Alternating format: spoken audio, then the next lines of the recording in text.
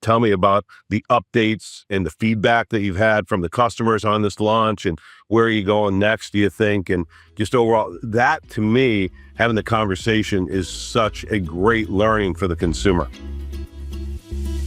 Welcome to the Retail Media Moguls podcast, brought to you by Platform 195.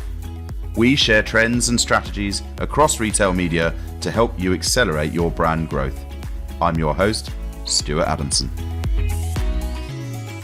Welcome to the Retail Media Moguls podcast. I'm your host, Stuart Adamson, founder and CEO of Platform 195. Today, we have the pleasure of welcoming Stuart Slomberg, Chief Retail Officer at Roadrunner Sports, a leader in the power sports and retail space. With over 40 years of experience in retail, Stuart has honed his skills in team development, customer retention, and strategic planning. Under his leadership, Roadrunner Sports has expanded significantly, growing into the country's largest omnichannel retailer for power sports, with a strong presence across 160 plus locations. Today, we'll explore Stuart's views on the evolution of physical retail, the integration of retail media, and the future of customer experience in an omnichannel world. Welcome to the show, Stuart. Stuart, thanks for having me. Look, it's really great for you joining us. Listen, you've obviously got, I think you said, over 40 years of experience. Take us back to the beginning of that journey. How did what initially drew you to the retail sector, and, how's that journey over the last 40 years been? Thanks. Well, I needed a job. That's what got me started in retail. I was an assistant manager of a shoe department within a Kmart in Cleveland, Ohio. And I just needed a job back in 1981. And really, full-time benefits were a big deal as well.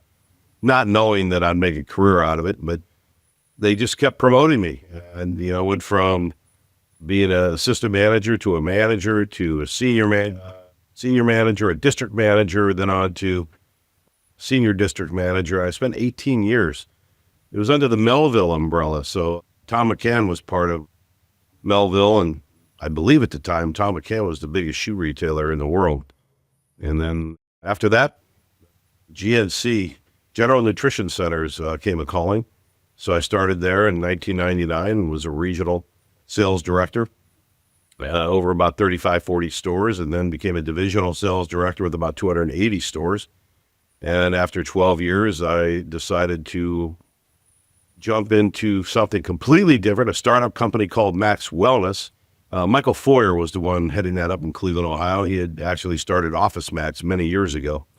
And that lasted about a little less than a year. And the investors pulled out, and, well, I gave it a shot. I tried something different. And then Roadrunner Sports found me on LinkedIn. And I joined Roadrunner back in 2012.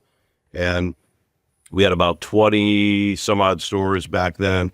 And we'll have 52 actually, not 160, but we'll have 52 stores scattered throughout the United States here after we get out of Q1 here in 2025.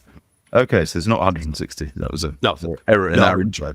That's okay. I just wanted to correct on that one. And the one I like to exaggerate here. But what's been amazing with Roadrunner Sports is I came in as director of stores, then became senior director of stores, then vice president of retail stores, and now chief retail officer. It's been just an amazing journey, and I love the segment of retail that we're in specialty running, because it just makes such incredible impact on the customer base and really helping them get moving, stay active, and live healthy. Yeah, so tell us a bit about the Roadrunner Sports brand. Obviously, there's that number of stores, but tell us a bit about its offering, and your partner base. Tell us a bit about that. The brand, actually, Roadrunner Sports started in 1983 out of a garage in Del Mar, California, which is just north of San Diego. And Mike Goffredson, we refer to him as Chief Runner, started the company basically as a catalog company back then, and then grew it to e-commerce. And then roughly 21 years ago, opened up the first brick and mortar retail store in actually Seattle, Washington. And then has grown it, from there. And private company, and we really partner with the top brands in specialty running. And when I joined in 2012, specialty running, really it was Nike. Nike was number one. Asics, and then New Balance, Saucony, Mizuno. Sometimes Newtons were a big deal back then. And wow, has it changed over the last 12, 13 years with On coming into play, as well as Hoka. So, and Nike has had some issues, and they're starting to get back into specialty running. They kind of took their eye off the ball a little bit. So it's a great arena to be in retail, because everybody, you think about where you want to make your investment in life. You should have a really good mattress because you spend a lot of time there, and you should have an amazing pair of perfect fit walking and running shoes, because we're on our feet so much, and that's where we spend our time as human beings, if you think about it. So, and has that sort of, obviously it has that huge health benefit. Has that translated into a sort of purposeful vision for Roadrunner? It has, and it's always been there to a certain degree, this whole movement around, let's really partner with a customer for their lifelong journey of get moving, stay active, and live healthy. And then when COVID hit, then it absolutely skyrocketed, because what else were you going to do during COVID? The gyms everything was closed. So basically, unless you had a home gym, you're out there walking or running or just trying to stay active. And so many people really got moving during COVID, and that habit is stuck, including somebody like me. I've done a 5K every morning, like I mentioned to you, Stuart, earlier, and that in February of 2019, I just started, I'm going to start walking and running every single day. I'm going to start my day with a 5K, and I got hooked. And today was like 2,159. So I keep the streak alive, the exercise streak. But it's been amazing. And you think about, for brick and mortar stores, the team that you have in the stores, they absolutely are passionate about helping the customer and getting them the right fit. They take such great pride in it. And so many customers come in and they've got plantar fasciitis, they've got pain in their ankles or their backs, and be able to really set them up with the right shoes. And we call it the perfect fit, with the right insoles, the right socks. It's life-changing for so many. It's a beautiful thing. Yeah. And how do you bring your partners into that scenario? Are you trained? Do you train your staff up in all the different? Do you get your partners in to talk to your staff about? We do. Yeah, we want them in as often as they can come in with their tech reps. And what a difference that makes when they come in. They talk about right now. Excuse me. Anytime there's a new launch, like right now with Hoka, with the Bondi, somebody coming in from Hoka, spending time with the teams, letting them know about the updated version of the Bondi. And then, many times they'll seed the team. So they'll give the team a pair of the latest shoes, and the teams love it. And, hey, you can't get better marketing than when you walk into a store and the whole team's wearing your Bondis. Yeah, absolutely amazing. So what's the weighting between in-store sales and online sales then? Is it largely in-store? Well, with companies specialty running, it's interesting. It really is more in-store as specialty running as a whole. You got about 850-ish specialty running stores scattered throughout the United States. And, if you know exactly what you want, you can order it online. That's a very transactional experience. But when you go into the stores, it's a whole different experience, because you're able to try on different shoes, whether you're trying on a Brooks or an Asics, Hoka On, Nike, New Balance, Saucony, Mizuno, Ultra. There's just a lot of different brands out there. So that experience is very different in the stores. So I would say that in general, specialty running, it's probably more along the lines of 70% brick and mortar and 30% e-commerce. Wow.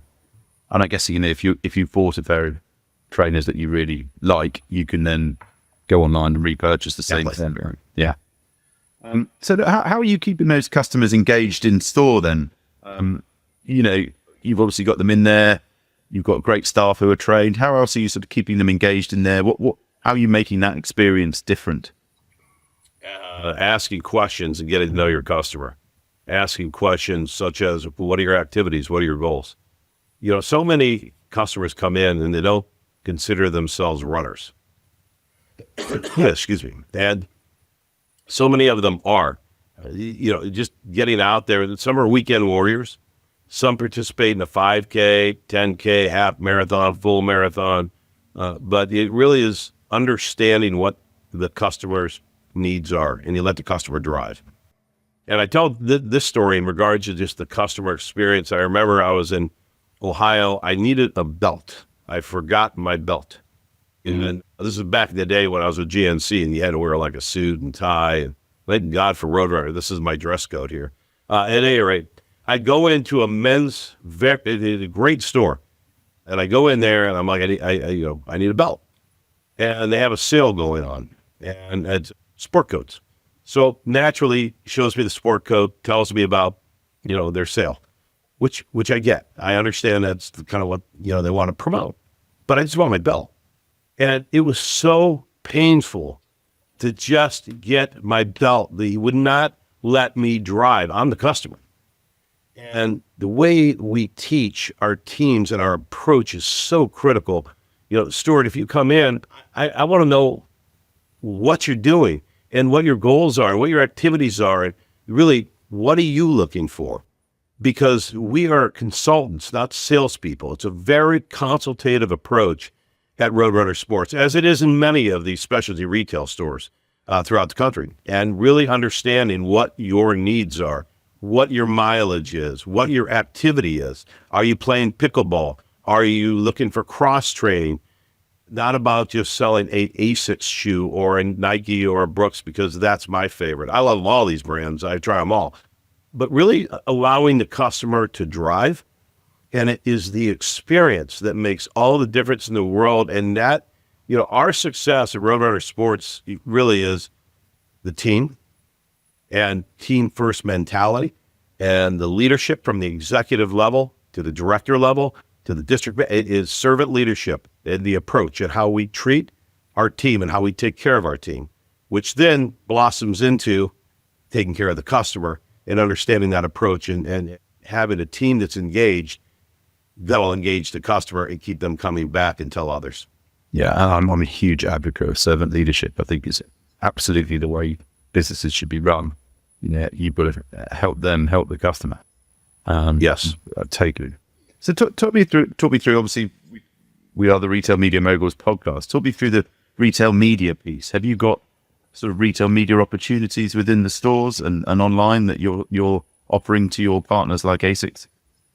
Yeah, thanks, Stuart. And this is one where we have been, since 2012, we've ramped it up significantly.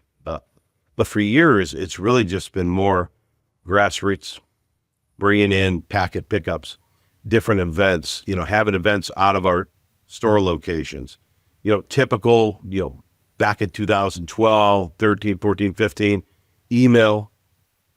We still send out to this day, just not at the number, catalogs, where we'll partner with some of the brands and do some catalogs. And believe it or not, they still work. You just have to have the right strategy and make sure you're sending them to the right audience.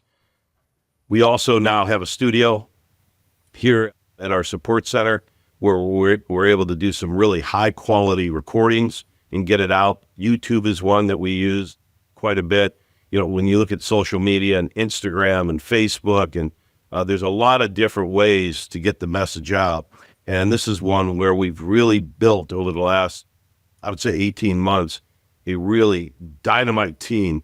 And we're just now starting to really get this rolling at the level that the vision that we had. Mm. Tell me a bit more about that vision. What is the ultimate, end game in that scenario? But there's no end game. What about utopia? It's brand recognition. We've been in San Diego. We started in the San Diego area in 1983, and it is amazing to me, the San Diegans who grew up here, who still do not know who Roadrunner Sports is. And what a shame, because what we're able to do, the positive impact we can make on each customer, the positive impact that we can make within the communities. So this is one where, again, store number 51 opens up in about 4 or 5 weeks. Store number 52 is opening up by sometime in March. And we're growing, but we're growing smart in that, when you start growing too fast and you take on a lot of debt, then that changes things. So you got to be strategic and smart about how you do it with your growth. and make sure you have the right locations. So, how do you build the community and really get your name out there is the brick and mortar retail store, and then the web. They kind of work together, and you'll increase your web business when you increase your store count. So that really, they play off one another. I think that the community is our number one focus, and really, partnering with the high schools, and the track coaches, partnering with as many different businesses that we can. And this is one that we ramp it up as well. So that's kind of that grassroots side, attending different expos, getting the packet pickups, having events coming out of our stores. Now you're starting to embed yourself within the community. Then there's the social media is a big one on how you do that. And you get in there, there's like a science to making that work, which is not my wheelhouse. My wheelhouse is the brick and mortar retail stores. But I can tell you in our stores, and I would say this is the case for most of the specialty run brick and mortar stores throughout the country, is my friend told me to come in and get fit. Because when you go to other retailers, their business model is different. When you go outside of specialty running, you're not going to get that high touch customer experience. They're not built that way. So if you go into a Dick's, for example, I love Dick's. I love their House of Sports. What a great company. And I mean, they're huge and they do so well, but it's more transactional and less experience. So when a new shoe comes out, you go back and, they've done a really good job as far as having enough team members in their stores to go grab you the shoe. But beyond that, you're not going to get that high level of experience that you get at Roadrunner Sports or Fleet Feet or Big Peach down in Atlanta or Naperville Running or Salt Lake City in Utah. These are really good specialty run stores where you get that high touch, and your team members in all of these stores have great knowledge in regards to what would be right for the customer. Yeah. I love this idea of the specialty retailers like you being able to service that community. I think, when you talk about transactional, you look at groceries and, it's difficult to build community there. You can probably do it around certain brands and things, but it's hard. Whereas when you're, offering that ability for people to get better and get well and get fit, and you're partnering with local schools and things like that, you really do. And, and you're helping customers find the right shoe for them based on whether they go to the gym or they go running or whatever that may be, is ultimately you're creating something bigger and a community that people are attracted to. I think that's a great area, and a great area where you can bring partners on board, right? Are you looking at that in terms of bringing, your supplier partners into those community events and things? We are. We do a little bit of it, not nearly enough, and that's again one of our goals going forward is to bring the partners in even more. So, for example, we sell Skechers pickleball shoes. So last year we had Skechers come into our San Diego. We have the support center, and then we have our warehouse, and then we have a store and an outlet store as well, attached to the warehouse, if you will. And Skechers came in. We did an event. They brought in a portable pickleball court with pickleball pros, and it was really very unique. And I'd never heard of a pickleball mobile unit that goes out, and it was great. But that's just one example.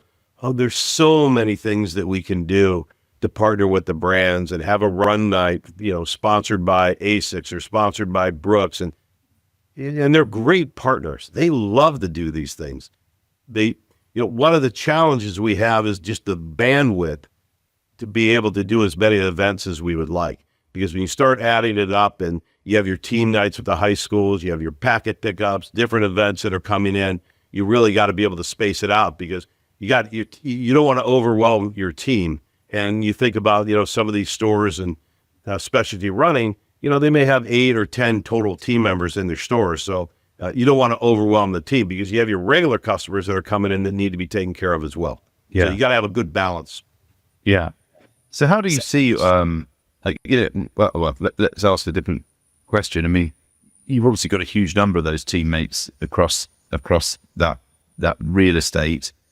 How do you keep them all, up to date with what's going on with the latest product lines and what the brands are doing? How do you manage that volume of people and keep them informed? That's a challenge. And this is where it helps with the partners and with the brands, being able to come in, visit the stores, having tech sheets anytime there's a new product launch. When the Brooks Glycerin, Max Glycerin came out, or the Brooks Max Ghost, they call it Max because you just added even that much more cushion. They're amazing, so comfortable. It's like walking on pillows. But, being able to give the team that information, sometimes they'll seed the team, with the information, but you're constantly learning.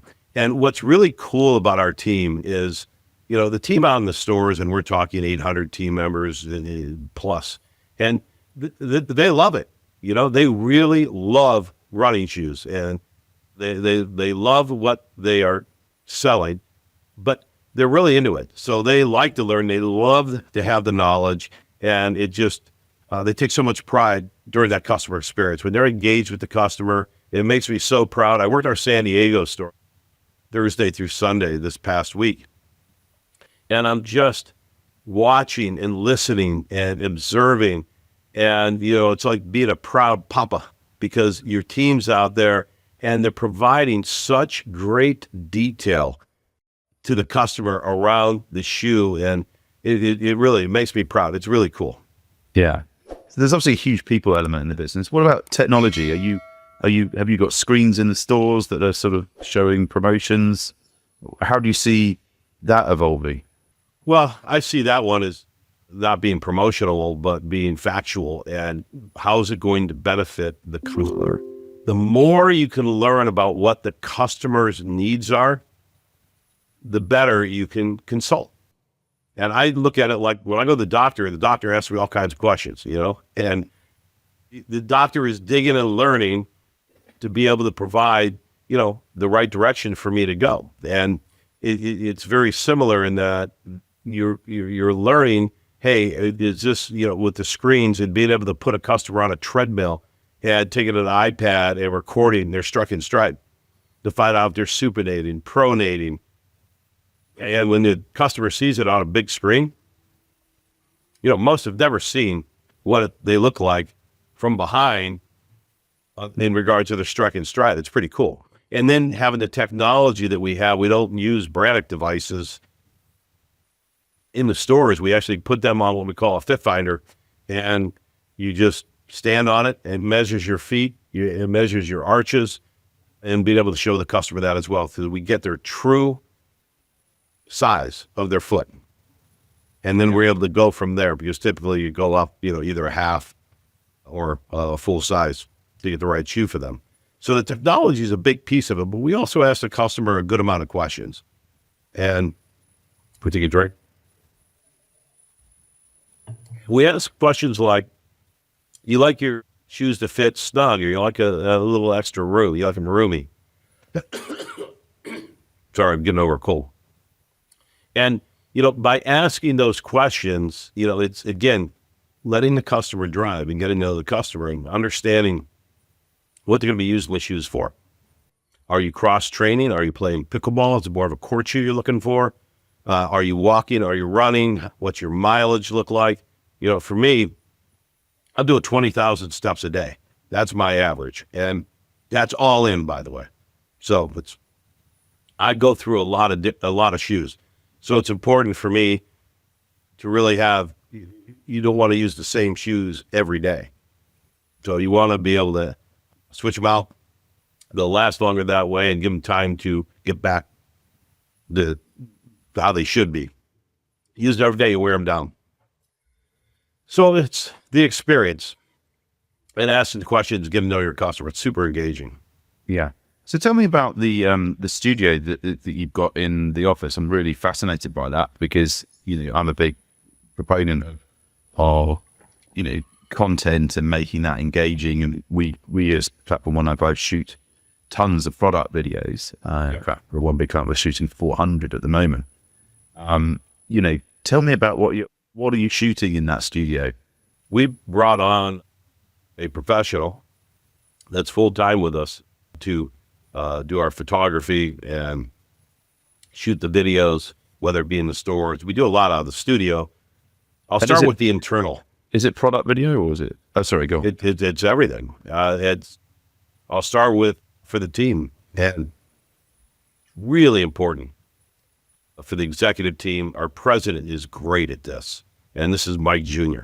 And he gets in the front of the team, not just here in the support center, but we have 2 fulfillment centers, one in Columbus, one here, and then all the stores and the teams. So we do a lot of videos internally. And he, not only does he do videos, he does huddle ups, meets with teams. It's super intimate, just that store team. Imagine that, getting their opportunity to talk to the president every year. It's pretty cool. But getting back to the studio and that, shooting videos and really celebrating the success of the teams and the awards that we give out. You can't give enough recognition. And then also the messaging around where the company is today and where we're going, and keeping them up to speed as to everything that's going on. And it's so powerful and keeps the teams connected and engaged. Then, as far as the product and, the different media outlets that we use, like I said, for YouTube, we do some on Facebook and Instagram, but we can shoot videos in the studio. I know that the team has shot videos outside of the studio. So but you need to be high quality. Where years ago, we were literally doing some of these videos off our iPhones. So we've stepped it up a little bit since then. I still see clients doing that. So tell me about the partners, though. Do you bring those guys into that studio? Do you shoot product on behalf of partners? Are you doing that yet? Because if not, there's a big opportunity there, right? It is. There is an opportunity to actually bring them in as well. We've done a little bit of that, but we would like to do more. And, it's beyond just us, showing a video and talking about a particular shoe or a new product launch, but getting actually, I would love to get it to where there's somewhat of a Q&A similar to what we're doing right now. So I'll give you an example. If, Stuart, you're with Hoka and we're launching the new Bondi, and I'm the moderator, I'm asking you questions about the Bondi. Tell me everything about it. When did that first shoe come out? This is the Bondi 9. Tell me about, the updates, and the feedback that you've had from the customers on this launch, and, where are you going next, do you think? And just overall, that to me, having the conversation is such a great learning for the consumer.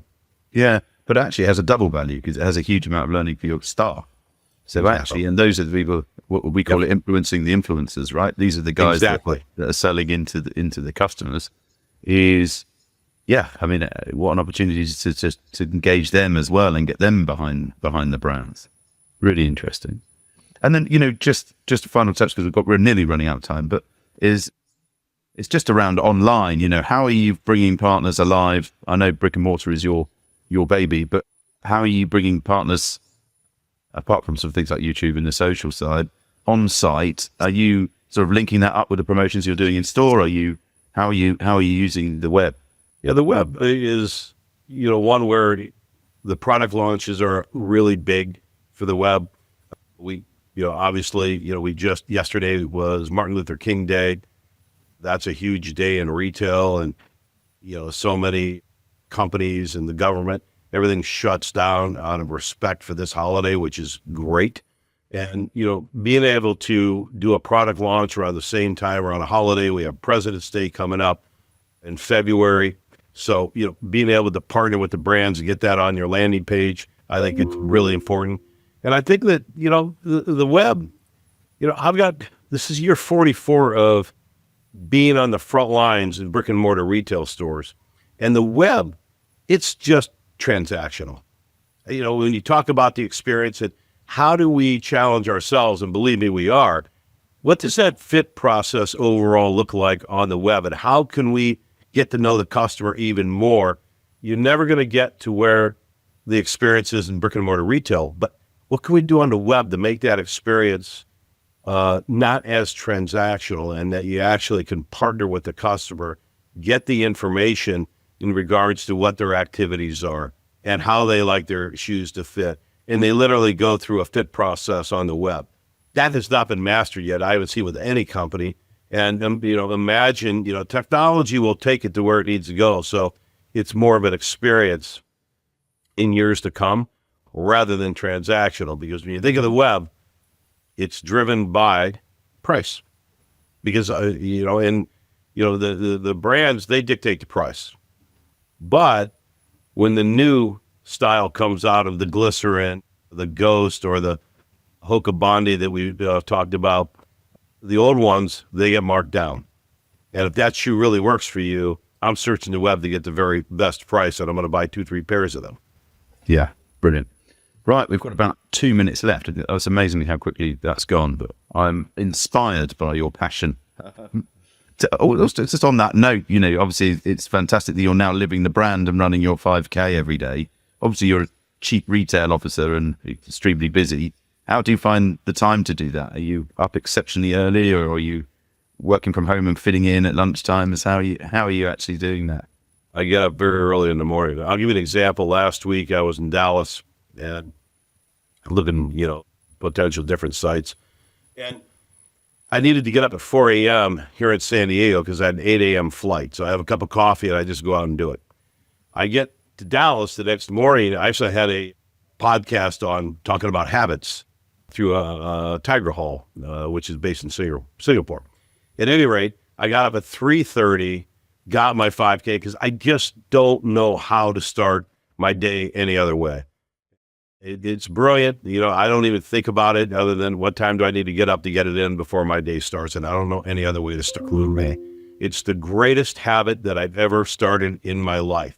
And I'm to the point now where we don't get up in the morning and brush our teeth and think about what hand we're going to use or whether or not we're going to brush our teeth. We just do it. It's a habit. And that's what it's become. So I'm not obsessed. I just want to keep myself in as best shape as I can because there's a lot of things out there I want to do. And I'm 63 years old. So, I want to, the next 20, 25, whatever I have in front of me, I want to be as healthy as I can to travel the world and really just enjoy my kids, my grandkids, and, get out there every morning. It's brilliant as far as your mindset too, and makes just such a difference. Yeah, inspiration.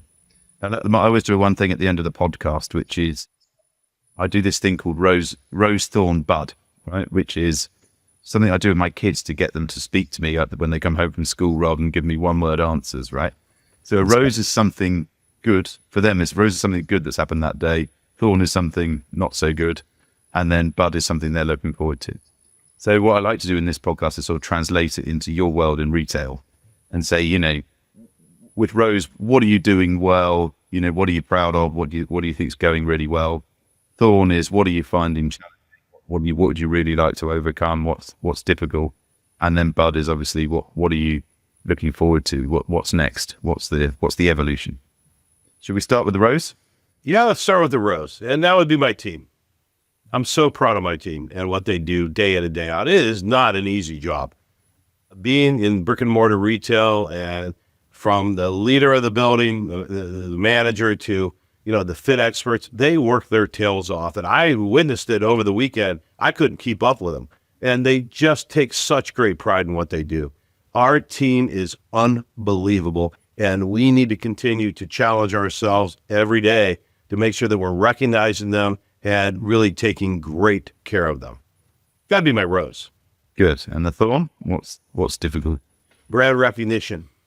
Roadrunner Sports, and what we do it so well, and we're different. And getting, you talk about, 195 countries. We got to get to the point where in every state and scale this thing across the country, not just where we're at today. And that's really what excites me.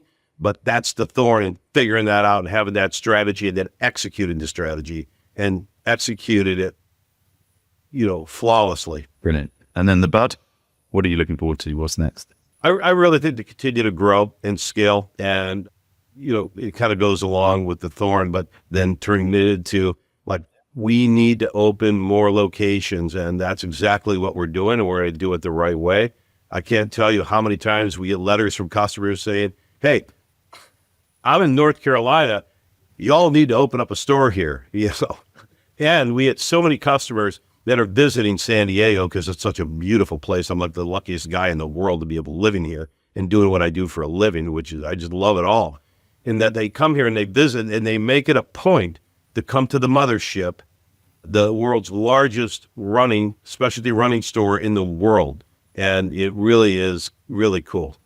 Brilliant. Well, look, thank you so much for coming on, Stuart. I really, really appreciate it. That is an extremely inspirational podcast, inspirational around how you're really putting customer at the heart of what you do. Genuinely, I can see that. You can feel that coming off you in terms of how you probe them, listen to them, and give them what they need.